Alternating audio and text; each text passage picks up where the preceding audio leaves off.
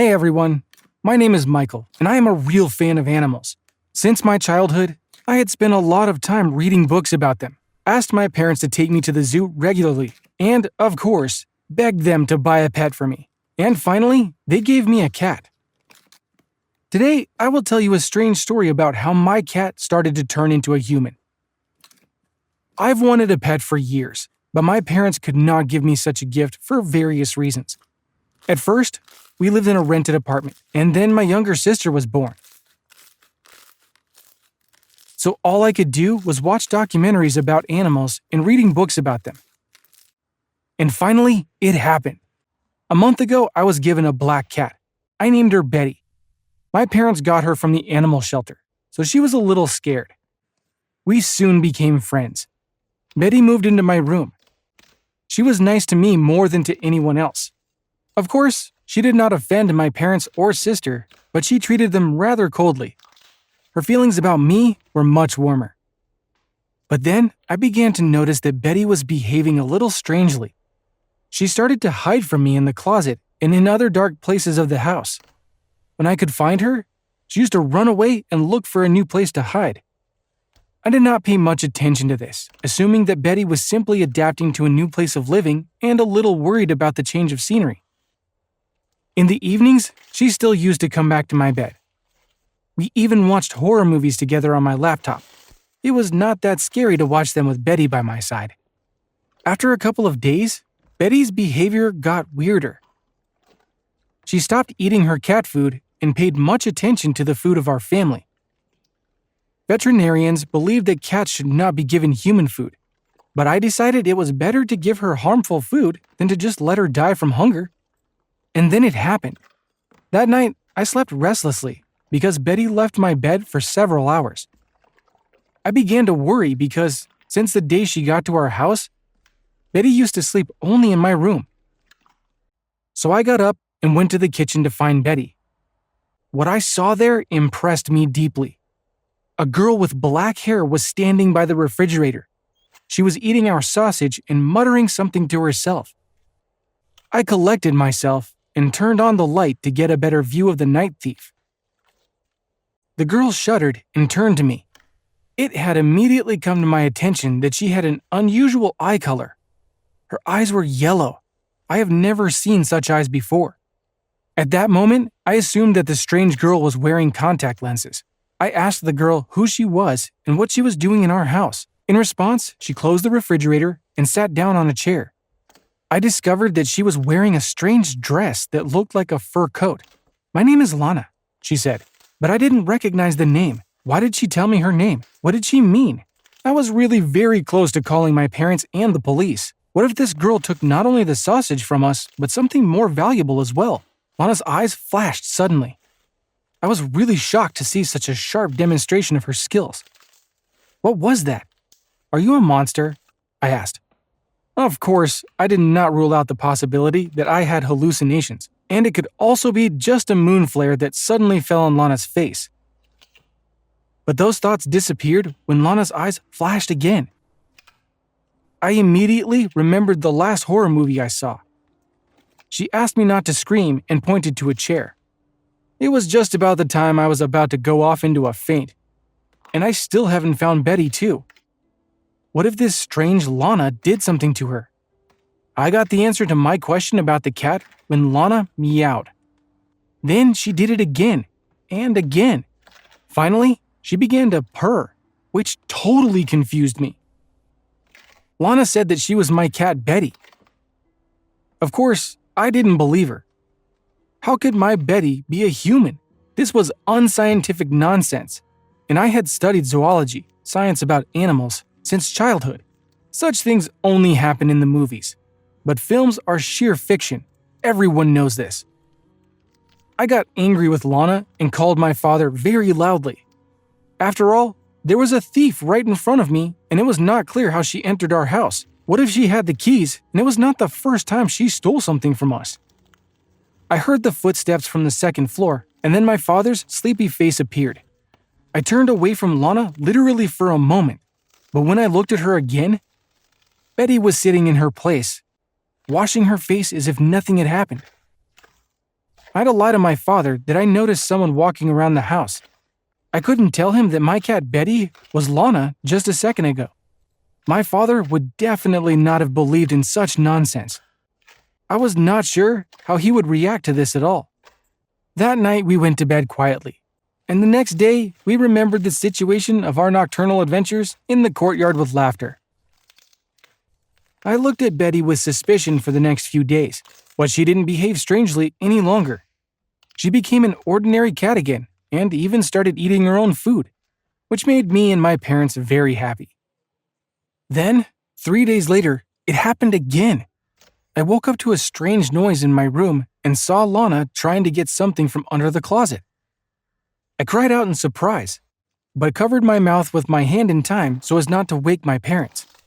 When I asked again what Lana was doing in our house, she replied that she was looking for a toy mouse that she could not get in a cat's form.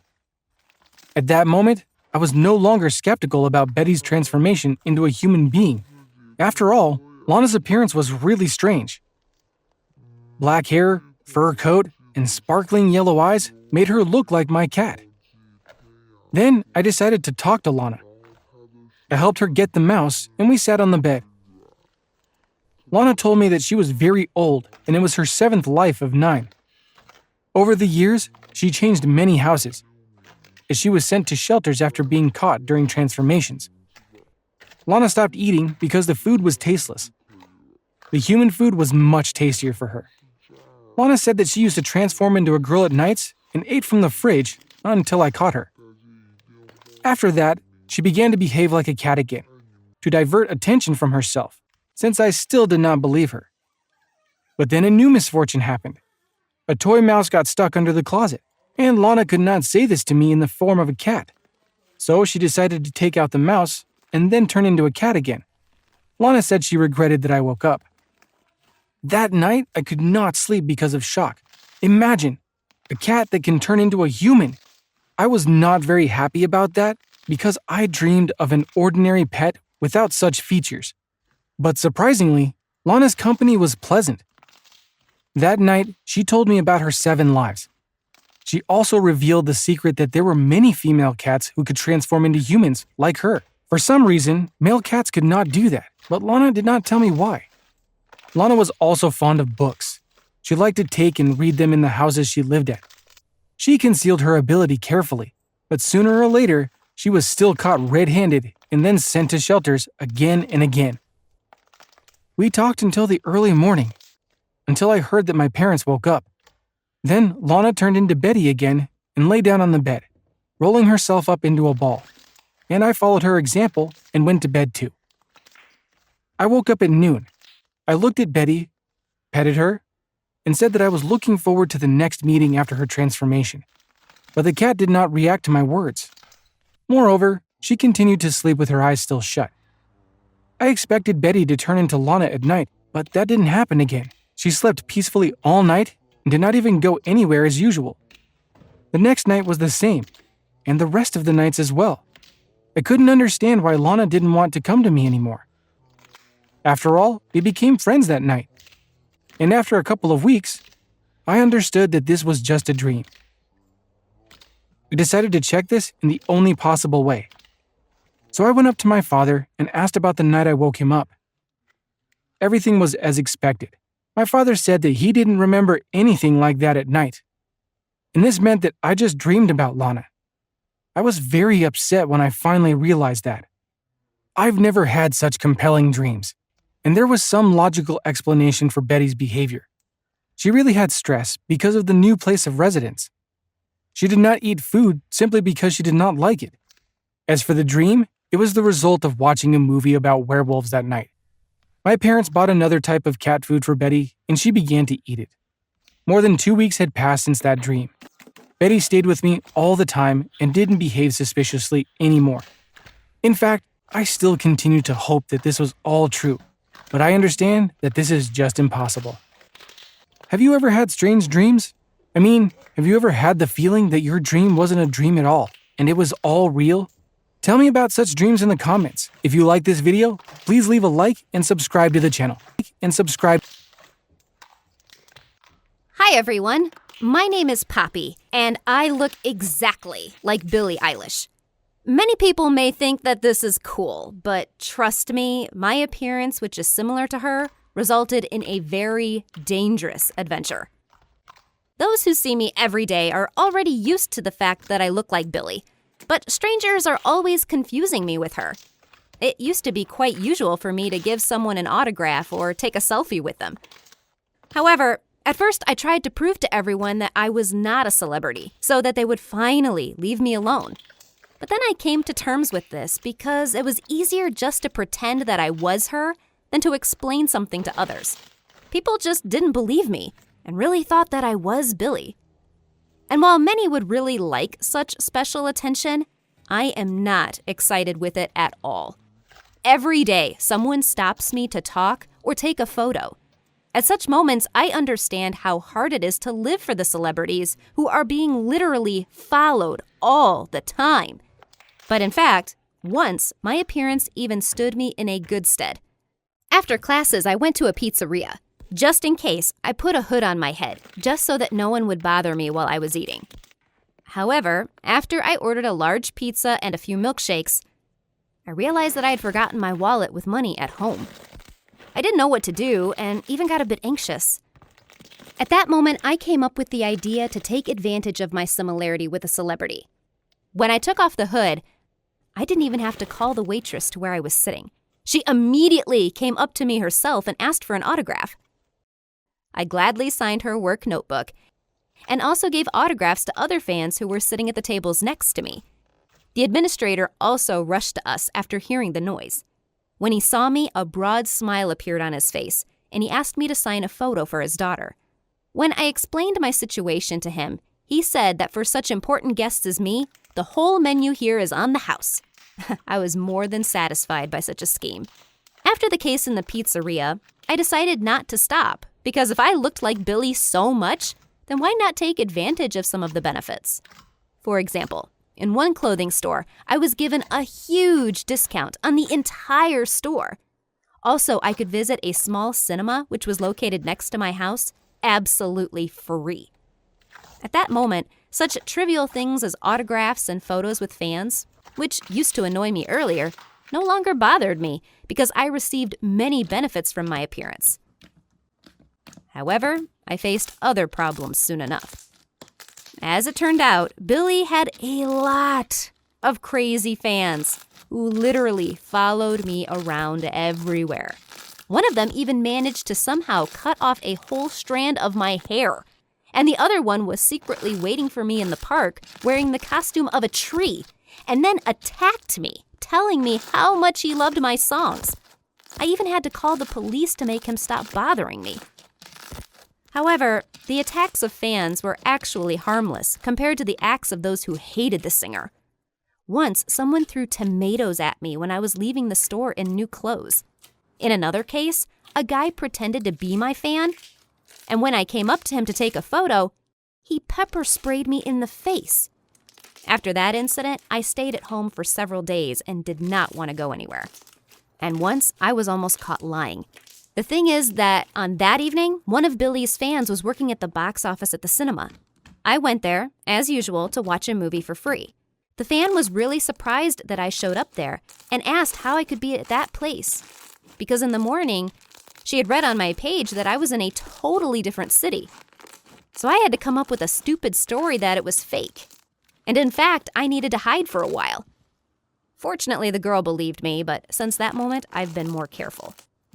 However, the thing that happened to me a week later was beyond common sense.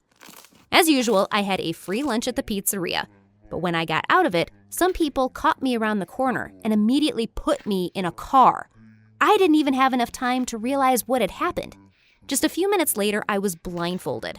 Also, a gag was put in my mouth, and my arms as well as my legs were tied. I didn't know what was going on and where I was being taken, but I was really scared. I was brought to an old house and put in a chair. In front of me, there stood two men looking very formidable.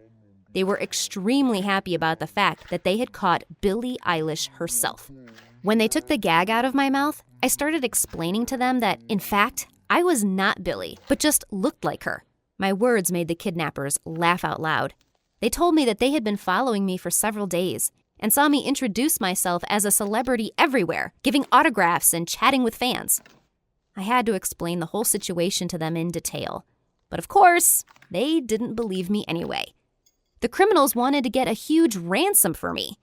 I tried to convince them that nothing would work out because they grabbed an ordinary girl who looked like a celebrity. But I didn't achieve what I wanted. On the same day, they put the camera right in front of me to record a video that they were going to send to Billy's studio. The kidnappers even managed to find out its address. They said that they were demanding $2 million for letting me free, and until they received this money, I was supposed to stay there. At this time, I was thinking about whether I would be saved. After all, I'm not Billie Eilish, and apart from my parents, no one would probably notice that I was missing. The tape that they wanted to send would be useless in any case. The studio would just most likely laugh at them. After the recording was made, the kidnappers uploaded everything to a USB flash drive and sent it to the studio's address. They were already dreaming about how they would soon sunbathe near the ocean on some islands. I was really scared. I knew that the criminals would never lay a finger on me because hurting me would not bring them any benefits. But it was really terrifying for me to realize that I was in some unknown place, tied to a chair, and surrounded by some weird people. I regretted having pretended to be someone that I was not. It would have been better if I had continued to avoid everyone and give autographs from time to time instead of fearing for my life now. No one knows what to expect from these kidnappers when they realize that I'm not Billy. So now, it's been 2 days since they sent the flash drive. The criminals were very angry that they did not receive any response from the studio. Then they decided to make a new recording, but this time with threats. To be honest, this did not help either, because the blackmailers did not manage to get at least some answer. Then one of them began to lose his temper. He was constantly saying that they screwed up and they won't gain anything. But the second one continued to remain calm and tried to bring his friend to his senses. But he failed to do this. When this psycho took out a pistol, I immediately got anxious because he was out of his mind and was waving a loaded weapon all over the place. I was afraid that he would shoot me, and then I would definitely be done. I couldn't hold it and started crying. The kidnapper told me to shut up and threatened me with a pistol. But fortunately, at that moment, the door opened with a banging sound and the police broke into the house. They immediately caught the criminals and untied me. I got hysterical because I was very scared and could not calm down. I tried to testify, but because of sobbing, I couldn't put the words together. I was immediately sent to the hospital, and my parents were informed about this right at that moment. When I was lying in the ward under the influence of sedatives, my parents came and hugged me. Mom was crying and constantly saying that she was really worried about me. Dad could hardly hold back tears as well. It turned out that my parents went to the police on the very evening when I was abducted because I did not return home for a long time. The police said they would find me, but the case didn't have any progress until people from Billy's studio contacted them because they also asked for help. After seeing the recording, they did not stand aside and did not wait. Even more panic was created when the criminals sent the second part, which they had made not very carefully. The kidnappers did not notice that on that recording, there was an open window in which a street sign with the number of the neighboring house and the road name was clearly visible. The police managed to orient themselves and find me. Mom said that the hunt for these criminals had lasted for a long time because they had managed to rob several small shops in the neighboring towns even before they kidnapped me.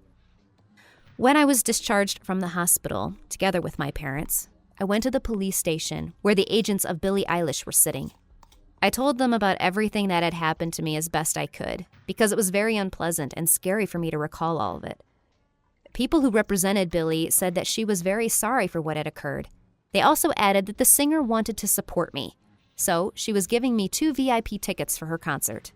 After that incident, I never pretended to be Billie again.